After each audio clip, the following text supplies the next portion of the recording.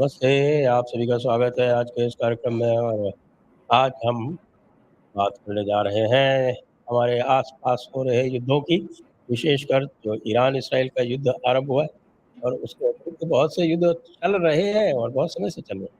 हमारे साथ हैं आज काफ़ी दिनों बाद जनरल पीआर शंकर।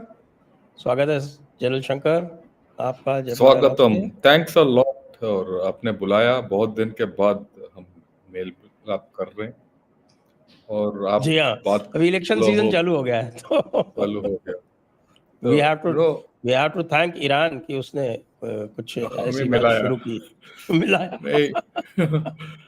एंड ये बात भी है कि हमारा जो इलेक्शंस है ना वो काफी कलरफुल होते हैं, रोचक होते हैं और बिल्कुल, उसमें ज्यादा बिल्कुल। एंटरटेनमेंट ना, uh, apart from serious things entertainment भी होता है। और और लोकसभा वाले तो बहुत लंबा चलते हैं। बहुत लंबा चलते हैं। और असली बात है which I like about our elections, कोई हारे या जीते वो अलग बात है। ये एक वक्त है जब हर नेता, प्रधानमंत्री से लेकर नौ मंत्री तक, सब आके जनता के सामने हाथ फैलाते हैं, हमें वोट दे दो। और हमारा देश का शक्ति इसी में है कि कल जब हम तो 19 तारीख को शुरू कर रहे हैं वोटिंग तमिलनाडु में, हमारे पास ये शक्ति है हमारा खुद का कि हम जो जिसको चाहे हम उसको पावर में ले आए या ना ले आए। ये नहीं बोल राइट। रहा हूँ कौन अच्छा है नहीं है, पर हमारा जनता का शक्ति है ये, और ये हमारा संविधान में लिखा हुआ है। एंड इसीलिए ये जो पर्व होता है हर 5 साल में एक बार, मैं मानता हूँ बहुत बहुत ही इम्पोर्टेंट है हमारे राइट सर, आते हैं टॉपिक पे। लिए। यस, और टुडे एक फॉरेन मिनिस्टर डॉक्टर जयशंकर ने एक स्टेटमेंट दिया और वो स्टेटमेंट मुझे बड़ा कॉम्प्रिहेंसिव लगा। उन्होंने कहा कि भाई there are many wars around, many wars are coming. Actually, he said many wars yes, are coming, and that's why we need a strong leader. तो करेक्ट। बड़ा संदेश भी है और इलेक्शन सीजन में बहुत अपील भी करेगा लोगों को, या वो अलग बात है। वो अलग बात है। लेकिन अब ये जो अभी जो लेटेस्ट है ईरान इसराइल वाला, तो ईरान इसराइल वाला जो है ये क्या देखते हैं आप? It is just a skirmish power या कि कुछ सीरियस कॉन्सिक्वेंसेस हो सकते हैं इसके? I will take it up कि जहाँ हम जयशंकर जी ने बताया कि मेनी वॉर्स आर कमिंग, और उस दृष्टिकोण से देखिए तो this is a very important war which has happened. जो किस्सा हुआ है वो बहुत इंपॉर्टेंट है मेरे हिसाब से। आप पहले भी हमें पूछ चुके हो कि भाई क्या तीसरा विश्व युद्ध शुरू हुआ है या नहीं हुआ है। इस व्याख्या के बाद जब ईरान ने इसराइल के ऊपर 300 मिसाइल और ड्रोन अटैक किया है, मेरे ख्याल में विश्व युद्ध 3 शुरू होने का संभावना बढ़ गया है। उस कगार में खड़े हैं जहां और लड़ाई हो सकता है। इसीलिए डॉक्टर जयशंकर का जो व्याख्या है बहुत अहम है। दूसरी बात यह है कि ये जो लड़ाई होने वाला है उसका क्या आकार है वो बाद में देखेंगे। ईरान और इसराइल के बीच में, उसमें आप देखिए किस तरीके से भी देखिए, ये ईरान भी हमारा दोस्त है, इसराइल भी हमारा दोस्त है। हमारा संबंध दोनों देशों के साथ अच्छे हैं, और national interest to a large extent lie with both countries, right. So it's a difficult, हमें we have a responsibility in this. जो जयशंकर जी ने बताया, उन्होंने बोला बहुत युद्ध आ रहे हैं, पर इस मामले में हमें ये जो हुआ है, इट टेल्स अस दैट हमारा जो रिस्पॉन्सिबिलिटी है is important in this, because we have the best credentials दुनिया में to handle the oncoming problem, right. तीसरी बात, जो भी हुआ है ये घड़ी वापस मोड़ नहीं सकते। It there is no status quo ante in this whole story. Right. दुनिया पहली बार ईरान ने किसी के साथ डायरेक्ट अटैक किया है, राइट, एंड इतना ओके। मास अटैक किया है। यस। अभी तक इजराइल और ईरान का लड़ाई या कॉन्फ्लिक्ट देख रहे हो या परख रहे हो पिछले 5-10 साल से, क्या हो रहा था? Iran had built a ring of fire around Israel. Hamas, Hezbollah, Shia militias in Israel and ये वो अगर आप वो नक्शा दिखाएंगे तो उसमें क्लियर हो जाएगा, वो मैप, पहले मैप। तो इस सीरिया और हाँ देखिए, इधर देखिए, हमास, हेजबुल्ला, सीरिया, इराक और हौतीस, और बीच में ईरान। ये जो मिलिशियास के जरिए ये इजराइल के साथ लड़ रहा था, वो इनडायरेक्ट लड़ाई हो रहा था। और इन्हीं मिलिशियास के साथ या सऊदी अरब के साथ भी लड़ रहा था, राइट। ये भी इजराइल क्या 1000 कर कट रहा? स्ट्रेटजी है। 1000 कट स्ट्रेटजी है, रिंग ऑफ फायर बोलते हैं आजकल, 1000 कट स्ट्रेटजी, राइट, हर एक वक्त। और इन्होंने हमास को भड़काया against Israel to do whatever it wants, and उनको सपोर्ट कर रहे हैं, इनको टेक्नोलॉजी दे रहे हैं, इनको पैसा दे रहे हैं, और इनको ट्रेनिंग दे रहे हैं, सब कुछ दे रहे हैं, राइट। इजराइल क्या कर रहा था आज तक? ये क्या है कि ये भी वो मिलिशियास के अगेंस्ट मार रहे थे, चाहे हमास हो, हिजबुल्लाह हो, या दमस्कस में फायरिंग हो, या वगैरह वगैरह। और पहले भी इनका ये है कि इजराइल ने एक साइंटिस्ट ईरान का, उसने मारवा दिया मेरे ख्याल में 2020 या 21 में, और वहाँ एक न्यूक्लियर फैसिलिटी को भी बर्बाद किया कवर्ड तरीके से। और कुछ दिन पहले जो दमस्कस में इन्होंने एयर अटैक किया in the Iranian diplomatic enclave, वहाँ एक जहेदी नाम का वो जनरल को मार दिया। इनडायरेक्ट हो रहा था, पर डायरेक्ट पहली बार हो रहा है। और अहम बात यह है कि अगर ईरान देखेंगे और इजराइल, इनका फासला 1500 किलोमीटर है, इन दोनों के बीच में डायरेक्ट मुठभेड़ नहीं हो सकता। It is only non contact war. और नॉन कॉन्टैक्ट वॉर में क्या हो सकता है?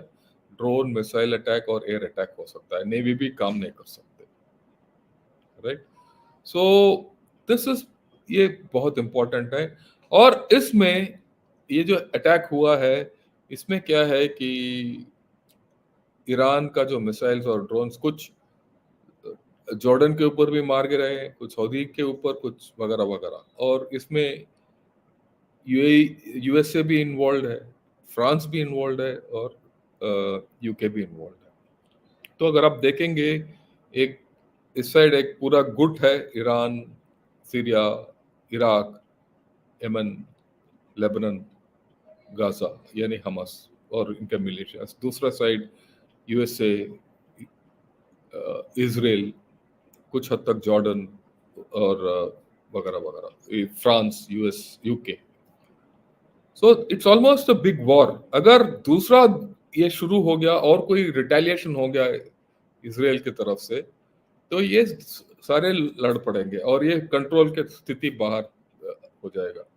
अगर यहाँ से स्थिति कंट्रोल से बाहर हो गया, तो यहाँ से जो तेल बाहर जाएगा वो प्रॉब्लम में आएगा। आप देखिए, ये इस इलाके में जो सुएज कैनाल हुआ या बाबल मंडप हुआ, यानी यमन और इथियोपिया के बीच में, और स्ट्रेट ऑफ हॉर्मुज हुआ, ये तीनों बंद हो जाएंगे। अगर ये तीनों बंद हो जाएंगे या इसमें से आना जाना का कम हो जाएगा, तो तेल बढ़ जाएगा। तेल का कीमत वैसे भी बढ़ गया है। अगर तेल का इंटरनेशनल सप्लाई थोड़ा इधर उधर हो गया, तो चाइना और रशिया भी इसमें आ जाएंगे, राइट। सो बिल्कुल हम एक वर्ल्ड वॉर 3 के कगार पे खड़े हैं। ऊपर रशिया और यूक्रेन के बीच में जो चल रहा है, चल ही रहा है। और साउथ चाइना सी में देखिए, फिलीपींस के साथ हर दूसरा दिन मुठभेड़ हो रहा है। मुठभेड़ नहीं, ये बोट कोलिशन वगैरह वगैरह हो रहा है चाइना के साथ। तो वहां भी प्रॉब्लम है। वहां ये 3 लड़ाई अलग अलग चल रहे हैं और इसके बीच में हम बैठे हैं। इसीलिए जो जयशंकर जी ने बोला, लड़ाई काफी आने वाले हैं, क्योंकि अगर यहाँ स्थिति कंट्रोल से बाहर चला गया तो लड़ाई और भी होने वाला है। और जो एक दूसरा चीज बात आपने बोला, क्या बोलिए? एक मैं इसमें रिजॉइंडर मेरा ये है कि आपने कहा कि ये पूरा डिसरप्ट हो जाएगा। You remember the Iran Iraq war? Correct. तो जब वो ईरान इराक वॉर जब चल रहा था, at that time I was sailing with the Shipping Corporation of India as a marine engineer, as a 5th engineer. तो उस वक्त जो थे हम वो जाया करते थे गल्फ में, और गल्फ में हम जाते थे बिल्कुल आपका जो इराक का बॉर्डर है उसके पास में एक उनका टर्मिनल हुआ करता है, अर्ग आइलैंड करके। यस, कुवैत के सामने होता है, कुवैत के सामने ईरान में। तो वो अर्ग आइलैंड में हम पिकअप किया करते थे वहाँ से क्रूड ऑयल, और उसको फिर यहाँ लाया करते थे इंडिया में। तो उस टाइम पे भी at the height of the war we were going right up to Kharg island. मैं शेयर करता हूँ 1 मिनट ये वो दर्शकों के लिए, आपको तो पता है, फॉर दी पब्लिक मैं इसे 1 मिनट ये शेयर करता हूँ स्क्रीन, टू सी कि ये खर्क आइलैंड जो है ये एक्चुअली कहाँ पर है।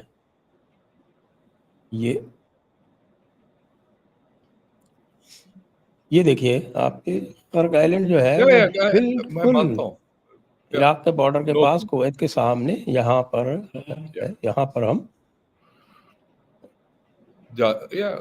मैं मानता हूँ। तो उस वक्त यदि ये डिसरप्ट नहीं हुई सप्लाई तो अब क्यों हो जाएगी? देखिए, वैसे तो आप जो बोल रहे हो उसमें दुख है, बट फर्क ये है कि ऑलरेडी आपका रेड सी के थ्रू डिसरप्ट हो गया, बाबल मंडप के थ्रू, और उसमें प्रॉब्लम यह है कि बाबल मंडप के थ्रू रशिया और चाइना के जहाज जा रहे हैं। अब हमें सब पता है कि रशिया और चाइना जो है वो ईरान के साथ है।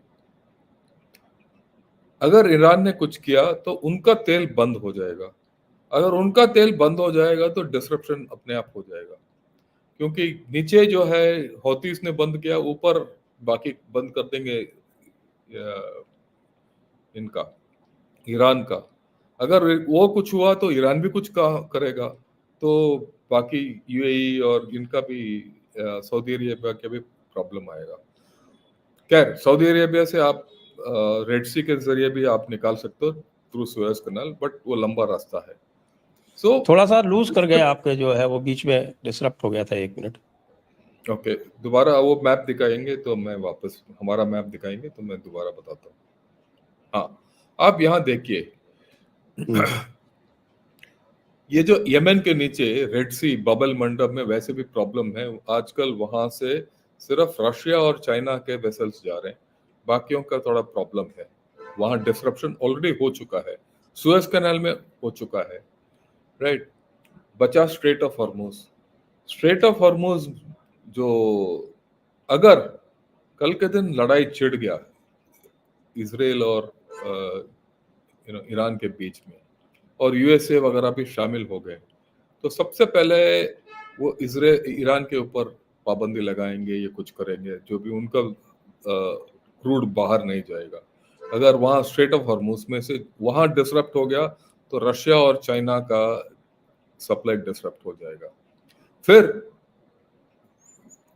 ईरान भी कुछ करेगा तो बाकियों के ऊपर भी असर होएगा। So overall we are at a stage, क्योंकि इन सब इसी प्रॉब्लम क्या है इसमें कि जब ईरान और इराक का लड़ाई उन दिनों में होता था, सिर्फ उन 2 देशों का था, बाकी देश शामिल नहीं थे। अभी क्या है कि it is not Iran and Israel only, कि आपके सारे सिक्योरिटी काउंसिल के मेंबर, फ्रांस हुआ, यूके हुआ, यूएस हुआ, चाइना हुआ, रशिया हुआ, सब शामिल हैं इधर। They are part of the problem, they are not apart from the problem. So disruption of oil, energy supplies and other supplies is fully on the cards अगर अगला कुछ हुआ तो। और आज जो इजराइल का डिफेंस मिनिस्टर ने भी बता दिया कि हम रिटेलिएटरी एक्शन करेंगे। क्या करेंगे वो देखने वाली बात है। क्या वो retaliatory action will lead to escalation? अगर एस्केलेशन हो गया तो will see where it goes, क्योंकि अभी like I said it is tense, we don't know कहाँ जाएगा, right? So will it be a direct attack or an indirect attack? How will Iran react? वो direct करेगा या indirect करेगा। अगर ये डायरेक्ट हो गया तो देखिए ये इट विल गो ऑन। और आप सोचिए 7 अक्टूबर को ये कहानी शुरू हुआ था between Israel and Hamas and Gaza. Correct, correct. वहां से लेकर फिर बढ़ गया, धीरे धीरे वो दायरा बढ़ गया हिजबुल्ला और सीरिया का मिलिशियास के साथ शुरू हुआ इजराइल का। फिर हौतीस बीच में आ गए। फिर वो अभी ये पिछले महीने अगर आपको याद है ईरान ने मिसाइल दागे थे, वो एक पाकिस्तान के अंदर, फिर इराक में और सीरिया में भी इन्होंने अटैक किया था। फिर वो बिल्कुल चुप गया। वो फिर the whole arc is expanding. अभी ये व्याख्या हो गया। अगर आप पूरा कनेक्ट करोगे तो ये the whole thing is expanding, escalating on its own. और इसमें कोई रोकने वाला है ही नहीं। वो रोकने वाला है ही नहीं, क्यों? ये पांचों वीटो एजेंसी पावर वाले सब इसमें शामिल हैं। वही प्रॉब्लम है। सो इसीलिए इसमें कंट्रोल नहीं है। ये it's like a uncontrolled machine अभी जा रहा है। क्या सबके अंदर ये समझ आएगा कि जो भी हो रहा है वो सबके लिए यूजलेस है, तो तब तक ये रुकेगा नहीं। इसीलिए इसका इसका न्यूक्लियर थ्रेशोल्ड क्या है? मेरे ख्याल में न्यूक्लियर थ्रेशोल्ड बहुत दूर है, क्योंकि ना इजराइल के पास न्यूक्लियर वेपन डिक्लेयर्ड पॉलिसी है, ना ईरान के साथ, right. And I don't think Iran के पास न्यूक्लियर वेपन है, तो अभी बहुत दूर है न्यूक्लियर थ्रेशोल्ड के लिए। बट बात यह है कि retaliation from Israel can come against Iranian nuclear facility. ये पहले भी इन्होंने किया है, राइट। अगर वो हो गया तो फिर एस्केलेशन तो होगा ही। तो it is to see. I go back to what doctor Jaishankar said, बहुत लड़ाई होने वाला है अभी। वो दैट्स अब वो देखिए। और हमें एक स्ट्रॉन्ग लीडरशिप चाहिए। स्ट्रॉन्ग लीडरशिप किस लिए चाहिए? स्ट्रॉन्ग लीडरशिप इसलिए चाहिए, या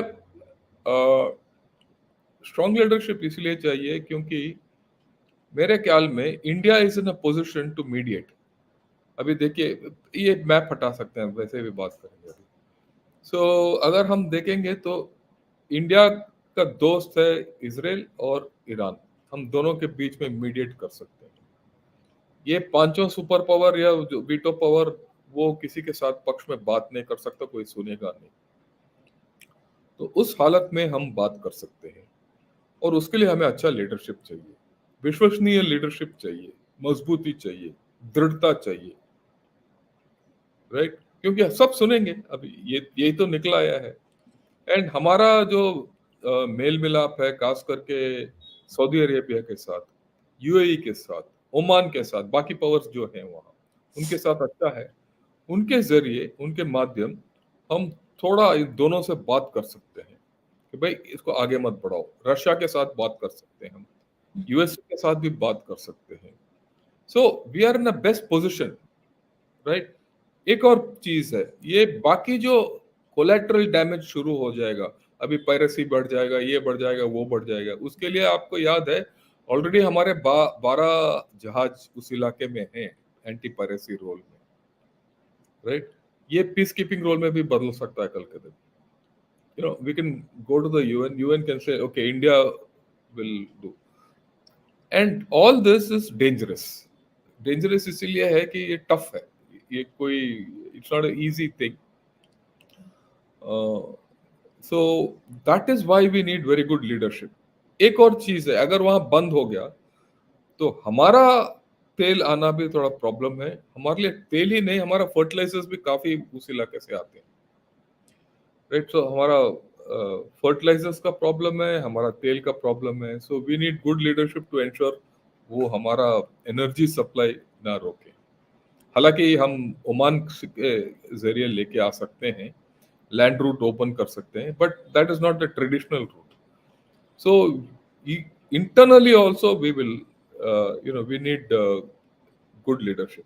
तीसरी बात, जब इतने लड़ाई हो रहे हैं हमारे चारों तरफ, याद रखिए शौचालय में भी कुछ हो रहा है, कुछ तो हमारे ऊपर भी चिंगारी पड़ेगा। We might be drawn into a conflict which we don't want, right? ये मौका है चाइना के लिए, कुछ करो साउथ चाइना सी में, बाकी सब यहाँ लड़ रहे हैं तो हम अपना शुरू कर देंगे वहां, तो उस हालत में हमारा क्या रिएक्शन होगा? So I think we are in a complicated situation. मेरा यही है कि ये सब आया है जब हमारा इलेक्शंस चल रहे हैं और हमारा पूरा लीडरशिप इलेक्शंस में बिजी है, और यहाँ हमें फोकस चाहिए, वो उतना होगा ही नहीं। और मैं तो यही सोचता रहता हूँ कि किसी ना किसी तरीके से ये महीना निकल जाए, ये इलेक्शन खत्म हो जाए, ताकि हमें एक अच्छा गवर्नमेंट हो, तो ये स्थिति कुछ हम सुधार सकते हैं, क्योंकि ये स्थिति यहाँ से जाने वाला नहीं है, और ना इजराइल चुप रहेगा ना ईरान चुप रहेगा, पर किस तरीके से एस्केलेट होगा वो देखने वाली बात है। सो आई एक थिंक थोड़ा सा डिस्कस कर लेते हैं इनकी या कैपेसिटीज के बोलिए। बारे में। या इनकी दोनों की कैपेसिटीज के बारे में डिस्कस कर लेते हैं। जैसे इन्होंने 300 से ऊपर मिसाइल्स और ड्रोन्स और ballistic missiles, okay, cruise missiles ये सब छोड़ी, और उन्होंने सारी की सारी इंटरसेप्ट कर ली। लेकिन अगर इतनी ही मिसाइल्स इसराइल इनके ऊपर छोड़ता है, इसराइल ईरान के ऊपर, तो क्या ये ओके, कर पाएंगे? इनका एयर डिफेंस का ओके। क्या आपने स्टेटस बता है? दिया, मैं ये कैपेसिटीज के बारे में बात करेंगे। Okay, let us look at Israel का क्या कैपेसिटी है। इसराइल के बारे में बात करेंगे, फिर ईरान के बारे में बात करेंगे। इसराइल का कैपेसिटी ये है आज के दिन, उसका एयरफोर्स अच्छा है, उसके पास मिसाइल्स हैं, हम सबको पता है उसके पास न्यूक्लियर वेपन्स हैं, उसका कम्युनिकेशन इंटेलिजेंस नेटवर्क और सब कुछ बढ़िया है, इसमें दो राय नहीं। उसके पास ऑफेंसिव कैपेबिलिटी है, उसके पास सब कवर्ट ऑपरेशंस का कैपेबिलिटी है, उसका इंटेलिजेंस कैपेबिलिटी बहुत बढ़िया है।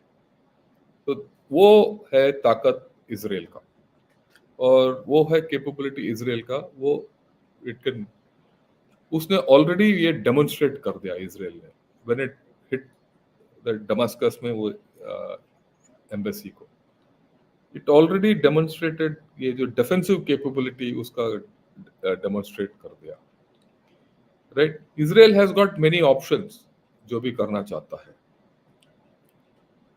tremendous options, okay, whether you can fire missiles also, all that, and it has got a communication and surveillance, reconnaissance, command and control setup to go with it, और उनका military system जो है ना बहुत sharp है। So this is what Israel has got. Israel can also handle all the militias. अभी तक जो भी है मिलिशियास जो कर रहे हैं वो सिर्फ मिसाइल फायर कर रहे हैं। ये मिलिशियास कोई आके इन इसराइल आर्मी को अटैक करने का उनका क्षमता नहीं है। जिस दिन वो करेंगे वो रोंदे जाएंगे, और इसमें मेरे को डाउट नहीं है, क्योंकि ये these militias are not trained to fight, not trained to fight offensively and come into attack वगैरह, ये कर नहीं सकते। ये इन्फेंट्री नहीं है, जिस तरह के रेगुलर आर्मी नहीं है। वो ये बात अलग है, वो टेररिज्म वगैरह कर सकते हैं, वो अपने इलाके में कुछ कर सकते हैं जिस तरीके से हमास कर रहे हैं, पर अटैक करना मुश्किल है। और अभी इसराइल आर्मी जो है वो बिल्कुल तैनात है, तो वो आउट ऑफ क्वेश्चन है। सो ये है इसराइल। बट इसराइल के कुछ वीकनेसेस हैं। वीकनेसेस क्या है? वो इलाका छोटा है, कॉन्सेंट्रेटेड है, राइट? वो सारे इसके ऊपर अटैक कर सकते हैं चारों तरफ, बट इसराइल ने पहले भी ये जेल लिया। नहीं, ये उसका पहले जो भी जेल लिया। ये नैरो एंड पे सिर्फ 40 किलोमीटर ही तो है वो। 40 किलोमीटर है, जगह नहीं है, आबादी नहीं है, बट उसका अलायंसेस अच्छे हैं। यूएसए उसको छोड़ेगा नहीं, उसका हाथ नहीं छोड़ेगा, राइट? सो ये सब इसराइल की तरफ कैपेसिटीज है। Let's look at Iran. Iran का क्या कैपेसिटी है? ईरान का मेजर कैपेसिटी है, ये ऑलरेडी इसराइल को घेर के बैठा है, जिस तरीके से हमने मैप में दिखाया। उसका मिलिशियास पावरफुल मिलिशियास है, वो फायर करते रहेंगे, फायर करते रहेंगे। ये जमीन पकड़ नहीं सकते, अटैक नहीं कर पाएंगे, पर आम लोगों के ऊपर टेरर, कहर मचा सकते हैं। वो एक क्षमता है इसराइल ईरान के पास, राइट? इनडायरेक्ट कर सकते हैं, और इन लोगों को टेक्नोलॉजी वगैरह देके, मिसाइल्स वगैरह देके, they'll keep the war going.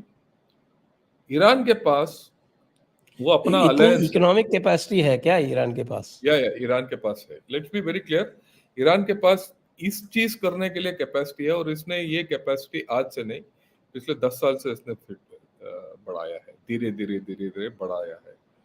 क्योंकि सिर्फ अगर आप देखो, हिजबुल्लाह के पास ही अनुमान लगाया जा सकता है, जो भी लेते हो, उनके पास 150 से लेकर 300 रॉकेट हो सकता है, rocket missile combination.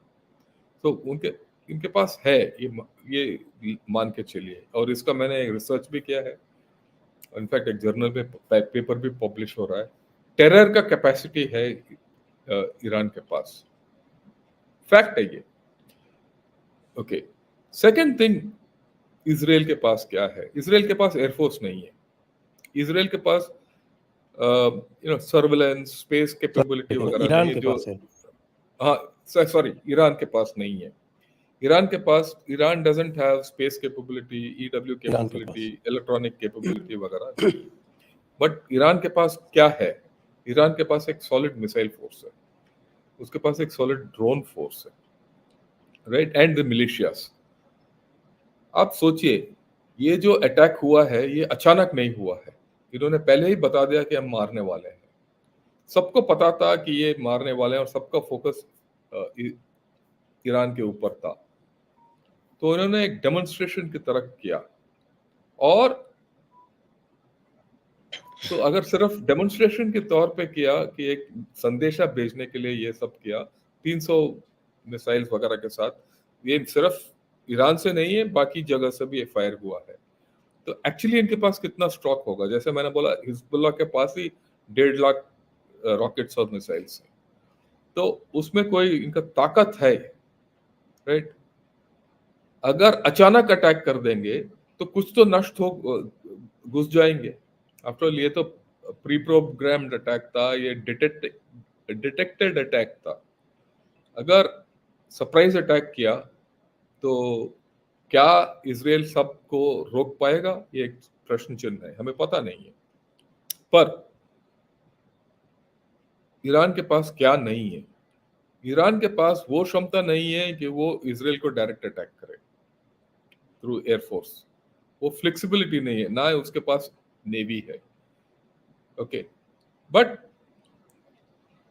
Israel has the strength of Russia and China with it, क्योंकि दोनों उसको बैक करते हैं। सो ये देखने वाली बात है कि क्या एंड ये इट इज पॉसिबल, हमें पता नहीं है कि एक कल के दिन ये बोले कि भाई मेरे पास परमाणु हथियार है, वो दिखा दे, चाहे वो फायर करे या ना करे, उसके पास वो है, राइट। एंड इजराइल के पास ये क्षमता है कि स्ट्रेट ऑफ हॉर्मुज को बंद कर सकता है वो, थ्रू इट्स मिलिशियास, जो भी है। So it is not only against Israel, they can do against others also. So these generally are You the mean relative. Iran can close down Straits of Yeah, Hormuz? sorry, I'm confusing, I'm sorry. Iran can close down, Iran, again, let me repeat, Iran has militias which can close down the Bab al Mandab or Strait of Hormuz and disrupt oil supplies in the world, though uska hone ka andesha bahut kam hai, but it can do, right. So but one more thing हमें देखने वाली बात है कि Iran also nose कि इन्होंने 300 missile fire किया, तो ये 300 में उनका ये तो होगा कि कुछ तो वहां जाके डैमेज करेगा, कुछ डैमेज नहीं हुआ, वो रोक सकते हैं। तो somewhere there is a weakness in this missile force, though they have brute strength, there is a weakness also, they have a capability. अगर ये कल के जाके स्ट्रेट ऑफ हॉर्मुज को बंद कर दें या रेड सी एंट्री को बंद कर दें, तो फिर ईरान का क्या होगा, ये भी देखने वाली बात है। फिर चाइना और रशिया क्या रिएक्ट कर रहा है, ये भी देखने वाली बात है। सो बोथ इजराइल और ईरान, उनके पास अपना अपना कैपेबिलिटी है, अपना अपना वीकनेसेस है। तो चलिए कौन इसमें एक क्या और या बोलिए जी, दर्शकों से अनुरोध है कि वो अपने प्रश्न पूछ सकते हैं जनरल शंकर से। आप व्हाट्सएप के माध्यम से, सुपर चैट के माध्यम से, दोनों से पूछ सकते हैं, और वीडियो को लाइक भी अवश्य कर लें, बाद में शेयर भी करें। What happens if there is an all-out war? कितने दिनों तक इजराइल सस्टेन कर सकता है, कितने दिनों तक ईरान सस्टेन कर सकता है? देखिए, Iran can sustain quite a bit because Iran has been exporting. Iran के पास एयरफोर्स तो है ही नहीं, उनके पास मिसाइल्स हैं, उनके पास ड्रोन्स हैं। और ये जो वॉर जो भी छिड़ेगा, ये नॉन कॉन्टैक्ट वॉर है, कोई किसी मुठभेड़ नहीं होगा। ये नहीं कि वो उसने इन्फेंट्री के साथ अटैक किया, टैंक भेजने की जरूरत है, ये सब एरियल वॉर ही होगा, right? So Iran has the capability to produce drones, तो इट कैन सस्टेन जिस तरीके से वो लड़ रहा है। इसराइल का लिमिटेड कैपेबिलिटी है, क्योंकि ऑलरेडी वो 6 महीने से वो फायर कर रहे जा रहा है। It has to depend on USA, and USA has the capability to support Israel. So capability wise वो अपना अपना capability दोनों के पास है, दोनों के पास, राइट? जो भी कर सकते हैं। बट ये सोचना कि ये लगातार छिड़ जाएगा लड़ाई, मेरे ख्याल में नहीं होगा। कि जिस तरीके से पहले 10 दिन हमस के साथ लड़ाई हुआ, वो उस टाइप का लड़ाई नहीं होगा, क्योंकि फैक्ट ये है कि इसराइल और ईरान के बीच में 1500 किलोमीटर का फासला है। तो यही मिसाइल और ड्रोन अटैक ही चलता रहेगा। Israel can do an air attack on Iran, Iran can't do it back, because Israel क्या है, एयर टू एयर रिफ्यूलर्स के साथ पहुंच सकते हैं। बट वहां पहुंचने के लिए it has to overfly other air space, वहां थोड़ा कटना ही है। बट नोइंग इसराइल वो कर लेंगे कुछ।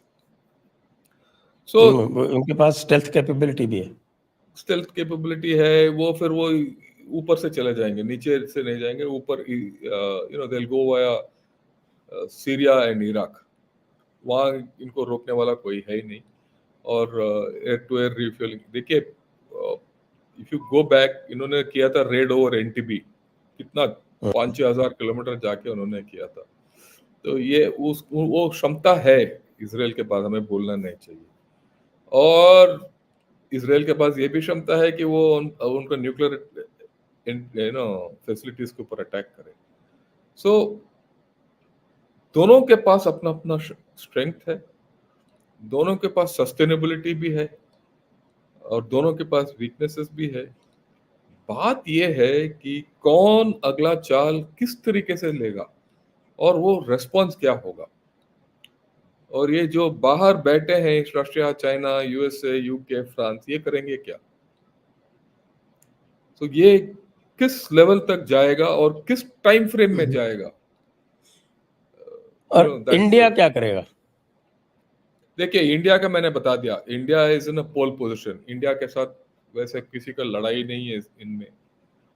तो इंडिया के अच्छे ताल्लुकात हैं सबके साथ इस इलाके में, और India is the most trusted country इस माहौल में। सब ट्रस्ट करते हैं सिवाय चाइना को। चाइना छोड़ दीजिए, आप चाइना को भूल जाइए इस कहानी में। चाइना भी कर क्या रहा है, वो ऐसे बैठा है बेवकूफ की तरह। उसको तो कुछ करने के लिए उसको तो पता ही नहीं रहा। वो तो अपना ये है कि भाई मेरा तेल मिलेगा कि नहीं, बस वो देख रहा है। सो कोई चाइना की ओर मुड़ के देख भी नहीं रहा।